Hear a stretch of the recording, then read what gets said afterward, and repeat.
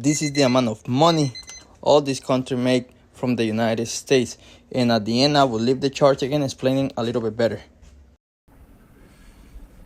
So we'll talk about the manufacturing turnaround, and it's been very early, but it's pretty significant. The numbers were much better, as you know, than projected by the media, and a little surprising, actually, how strong, how fast, because we have many companies are moving into our country. As you probably know, it's a statistic that everyone talks about, but nobody seems to have done much about. Since the beginning of NAFTA, there's been 90,000 plants and factories closed in this country. Think of that. 90,000 plants and factories have been closed in this country. Many of them have been car manufacturing plants. Oh, guys, I'm loving this because the president is actually talking to the people, so everything is open to the public. Everybody knows the reasons why he does stuff. These conversations are good. Listen to these numbers because they're very important. He's saying 90,000 plants and factories have been closed. That's a lot. Imagine how many jobs, how many people depend on these factories and plants. And 90,000 have been closed. Remember those numbers because those are the reasons why he's doing tariffs and all this crazy stuff that people want you to lose your mind about. But you're going to see why he's doing it. And that's a terrible statistic, and we'll be turning that around. You're going to see it already. We already have numerous that are being built or starting to be built, and numerous that were being built in other countries, and they stopped, and they're coming here now because of the tariffs. And that's a big deal. That's what you want to hear. During the last year, the Biden administration saw a loss of more than 110,000 manufacturing jobs, or 9,000 manufacturing jobs every single month. It averaged about 9,000 a month, 110,000 manufacturing jobs. During the first full month in office, we've not only stopped that manufacturing collapse, but we've begun to rapidly reverse it and get major gains. We created 10,000 manufacturing jobs in February alone. That hasn't happened in a long time. And these aren't government jobs, which actually we cut.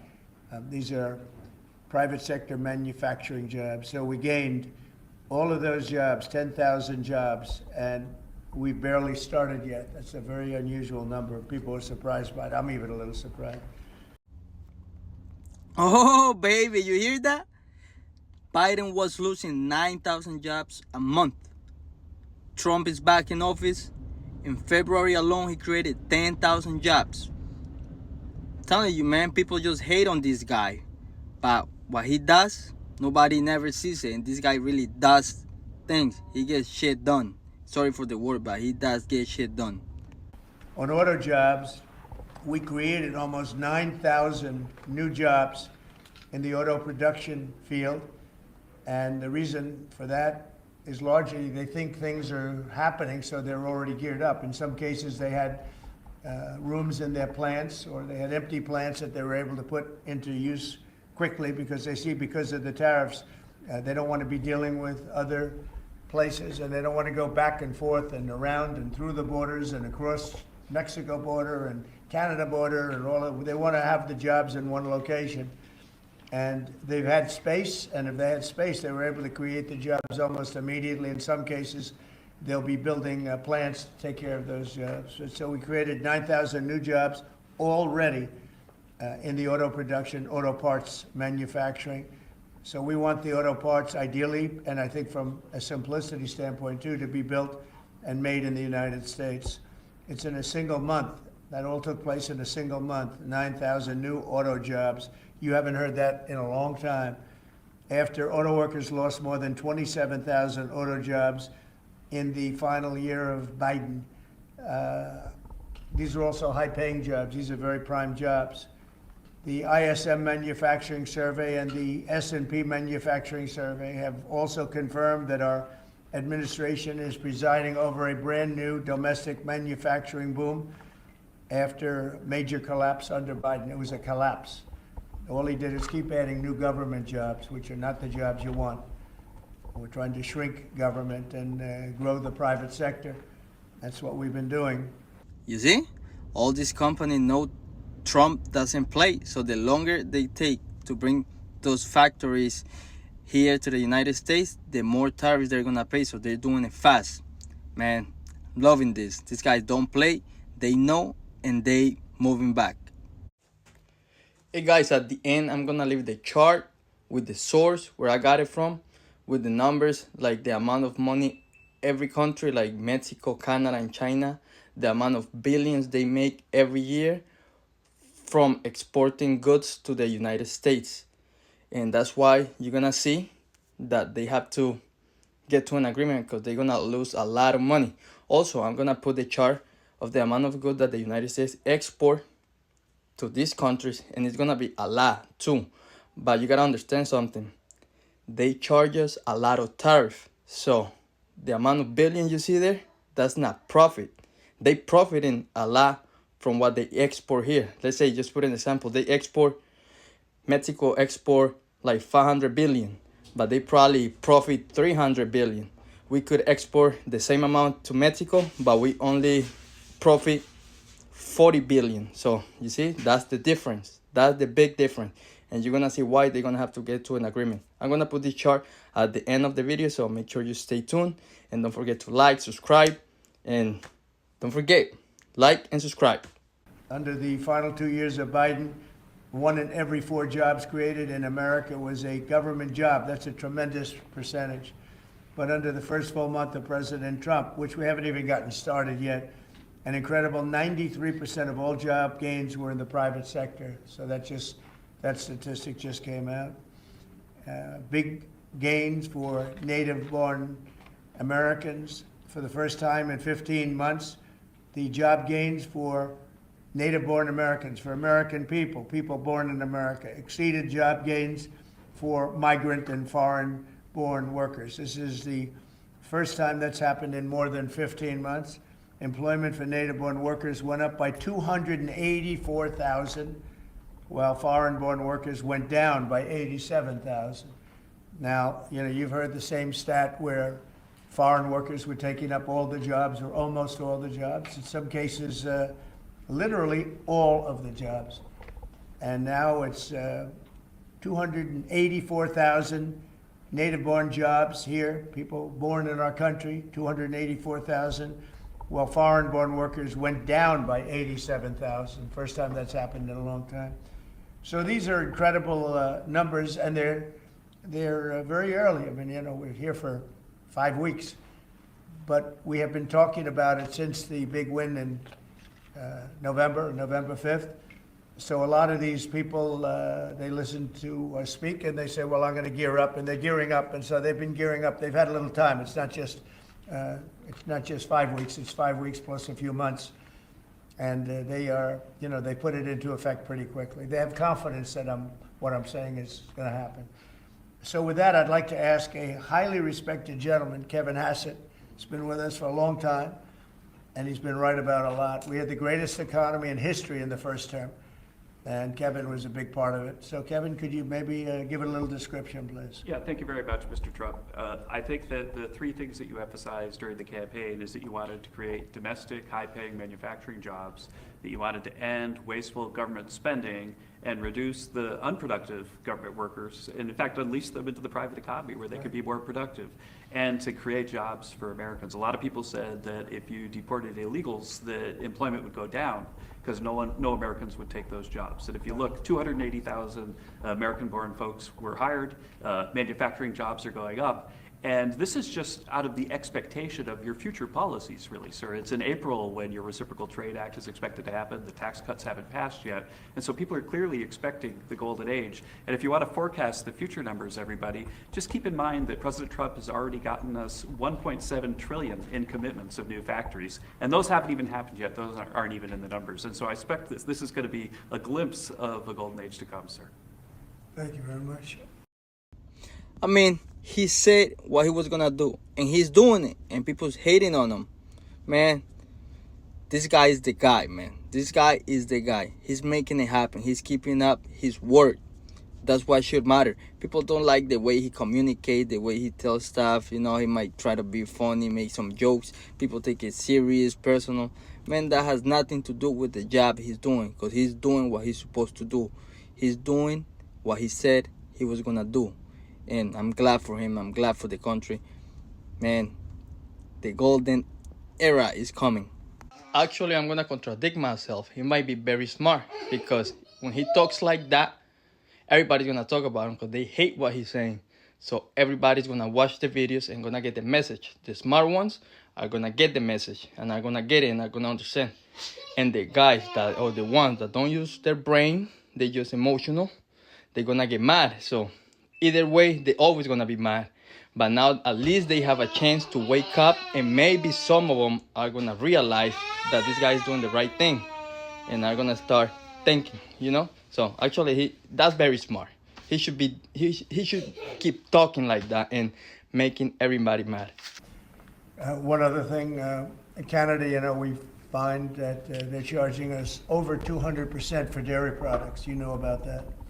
And when I left, we had that well taken care of, but under Biden, they just kept raising it. Very difficult to deal with, the Canadian representatives. 250% for dairy products, tariff. So where do you hear that? You don't hear that. They have a tremendously high tariff. Give you the exact numbers in a little while coming out on lumber. So they sell us lumber. They have a tremendous tariff. They make it impossible for us to sell lumber or dairy products into Canada, but our numbers are a tiny fraction of that, almost non-existent. And what we're doing is freeing up our forests from the environmental nonsense that they put on them, where you can't cut down a tree. And we have to cut down trees in order to build the firewalls. And those trees are sold, but we're freeing it up on an emergency basis, because Canada has been ripping us off for years on tariffs for lumber and for dairy products. 250%, nobody ever talks about that. 250% tariff, which is taking advantage of our farmers, so that's not gonna happen anymore. They'll be met with the exact same tariff unless they drop it. And that's what reciprocal means. And we may do it as early as today, or we'll wait till Monday or Tuesday. But that's what we're going to do. We're going to charge the same thing. It's not fair. Never has been fair. And they've treated our farmers badly. Look, our country's been ripped off by everybody, and that stops now.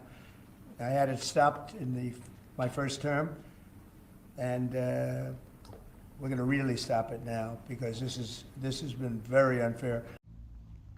You see, that's what you don't hear in social media. They didn't, oh, Trump is putting tariff on Canada. That's gonna be bad because Canada now is gonna do the same thing. Man, take a look. Good look how much money Canada exports to the United States, and I'm telling you, we are their biggest customer. If you put the other 6 next customers of Canada, you put them together, they don't make as much money as just with the United States. So they're not in the position to lose the United States. So what Trump's doing, it's actually fair. He's saying it's a reciprocal whatever tariff, meaning what they charge us, we're gonna charge them. Makes sense, man. He's not even taking revenge, because if he would like to take revenge, he would like, nah, for the next 5 years, this is how it's gonna be. We're gonna take the money you have been taking from us. Now he's saying, you know what, it stops here, and we're gonna be fair from this point on. What you charge us, we charge you. And then everybody's going crazy online. Come on, man. He's standing up for the farmers, for the country, for us. Come on, man. Even if you're Latino or from whatever other country and you live here, you're a citizen here, resident, whatever, you live here, man. You gotta love this country. That's why we're here. That's why we're here. And this guy is fighting for the country, for us, for everybody. You gotta be mindful of that, man, and respect that. So, liking this, man. Our country from an economic standpoint, a financial standpoint, and a trade standpoint has been absolutely ripped off by almost every country in the world. Canada, Mexico, and then you just go right down the line. India charges us massive tariffs, massive. You can't even sell anything into India. It's almost restrictive. It is restrictive. You know, we do very little business inside. They've agreed, by the way, they want to cut their tariffs way down now because somebody's finally exposing them for what they've done. And same thing with China, same thing with a lot of other countries. And the EU has been a terrible abuser of this country. I mean, the EU was formulated in order to take advantage of the United States, and they have taken it, but they're not taking advantage when I'm in charge. So sometimes you'll hear some negative things. It's always from outside countries. America will be very strong. And, you know, if I'm a foreign country, they're going to do fine. But they can't do like they used to do because we're going to bring back our business into this country. We need it from a job standpoint. We need it from even just a psychological standpoint. Think of it, 90,000 factories are gone since the beginning of NAFTA.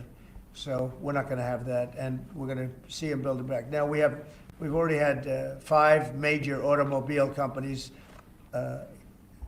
First time you've heard this in a long time, since my first term actually, where we were really rocking and rolling, and then Biden came in and he stopped everything, like such a stupid thing to do, not even a believable thing.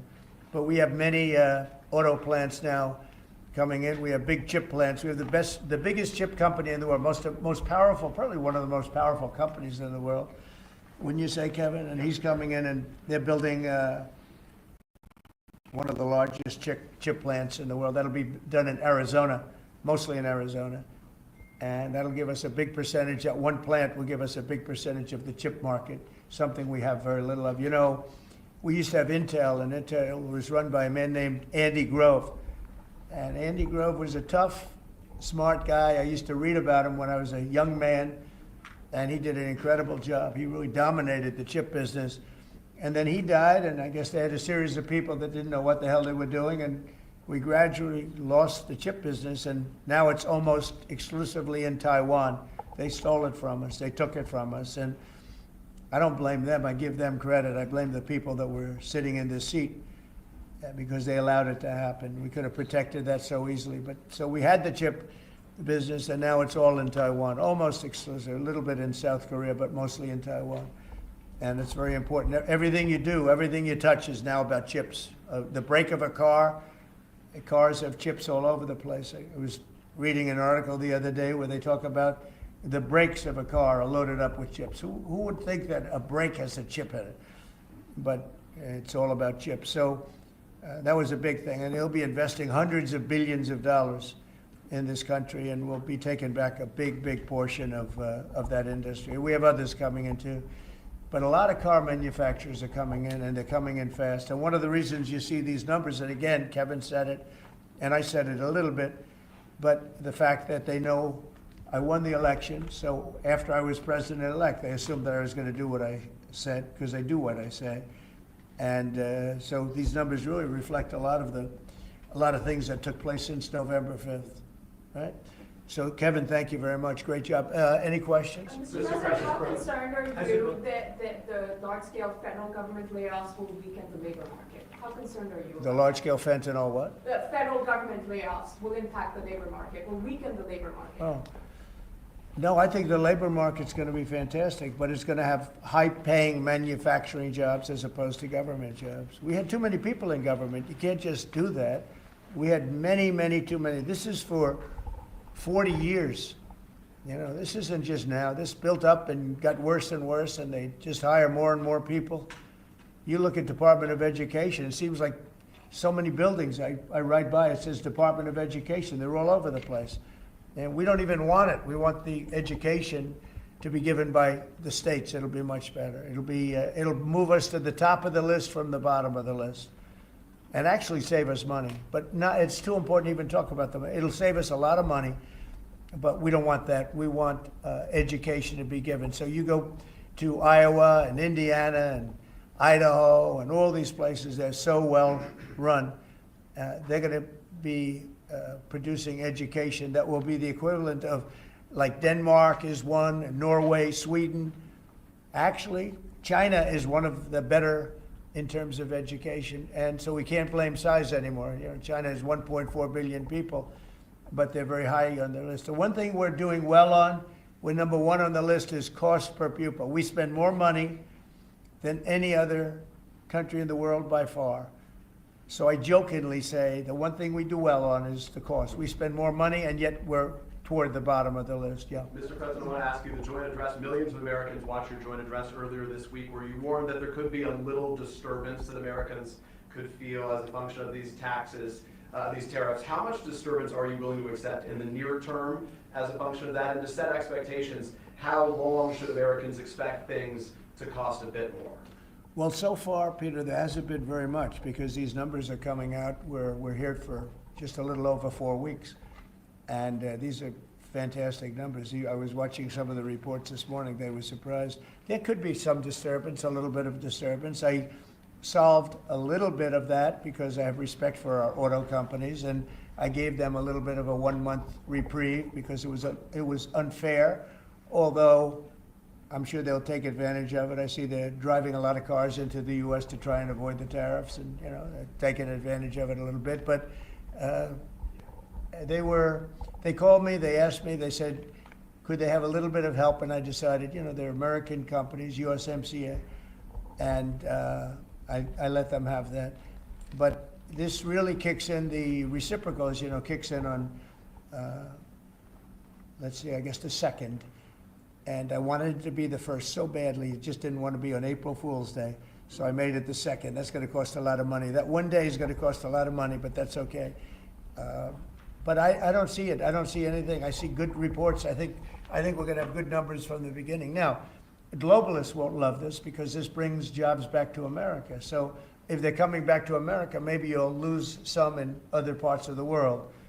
But the other parts of the world have done very well, and they'll continue to do very well. But I think the United States is going to be doing record business. We'll bring a lot of those 90,000 factories that have been lost over the last number of years. It's been, it's hard to believe. 90,000, think of what 90,000 is. 90,000 plants and factories are gone. We're going to bring back many of those plants and factories. One day the tariffs are on, the next day they're off. Right now the markets, as you know well, prefer stability. Are you done going forward with the pauses and the carve-outs? Is that it for those? There'll always be changes and adjustments, and you can't just, I could have, for instance, told the American car companies, no, I'm not going to give you anything, and then you wouldn't have had to say, well, they're getting a little extra.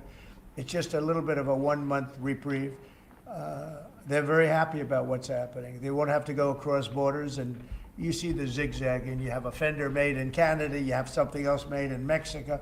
We don't want that. We want it made here. But there'll always be some modifications. I mean, if you have a wall in front of you, sometimes you have to go around the wall instead of through it. But I think very little. I think very little. On occasion, if we can do something, we want to help companies. We want to help companies create jobs. So I could have left that, and you wouldn't have had a minor change. Instead, I was asked by the real majors, the big majors, if they could do this, and I said, yeah, I'll do it. I want you to produce a lot of jobs. And numerous of the people, actually all of the people I spoke to have already been, they're very much on the way to already doing it. That's why you have auto jobs increase. And the man, I don't know him, Sean Fain, I don't know him, and I did great, as you know, with the auto workers, with the Teamsters, with unions, I did fantastically well. Best numbers ever by a Republican. And I have a lot of respect for those people. But Sean Fain, who I don't know, but wasn't a supporter, although the auto workers were big supporters.